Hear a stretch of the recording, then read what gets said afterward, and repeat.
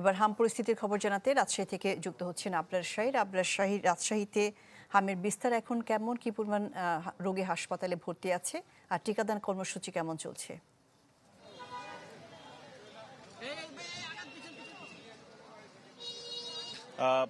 রাজশাহীতে যে স্থিতিশীল পরিবেশ ছিল সেটি কিছুটা কাটিয়ে উঠছে চিকিৎসকরা। এখন পর্যন্ত চিকিৎসকরা যেটি জানিয়েছেন যে এখানে গত 1.5 মাসে যে পরিমাণ শিশু ভর্তি হয়েছিল সেই ভর্তি হওয়ার সংখ্যাটা কমেছে, মৃতের সংখ্যাও কমেছে। গত শনিবারের পর থেকে এই হাসপাতালটিতে হাম উপসর্গে কোনো রোগী এখন পর্যন্ত মারা যায়নি। 24 ঘন্টায় এখানে ভর্তি হয়েছে নতুন করে 10 জন, আর সুস্থ হয়ে বাড়ি ফিরেছে 6 জন। এখন পর্যন্ত চিকিৎসা নিচ্ছে 113 জন, এবং এ পর্যন্ত সাসপেক্টেড হামের মোট ভর্তি রোগী 845 জন এবং মৃত্যু হয়েছে 53 জনের।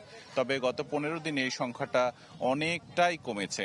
ফলে চিকিৎসকরা আশাবাদী যে আগামী কয়েকদিনের মধ্যে হয়তো আরো কিছুটা কমে যাবে। টিকাদানের বিষয়টা বলি, সিভিল সার্জনের দপ্তর থেকে আমাদেরকে যে তথ্যটি পাঠিয়েছে তাদের টিকাদানের লক্ষ্যমাত্রা ছিল 2,05,130 জন।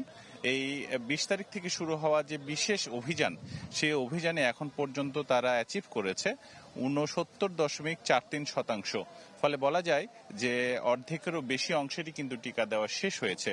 এই 2,05,000-এর মধ্যে এখন পর্যন্ত বাকি রয়েছে 62,711 জন। এছাড়া শুরুতেই যে টিকাদান শুরু হয়েছিল গোদাগাড়িতে সেটি তারা শতভাগ শেষ করেছে, এবং রাজশাহীর ভেতর অন্যান্য উপজেলাগুলোতে যেটি চলছে সেটি আগামী 10 তারিখ পর্যন্ত চলবে।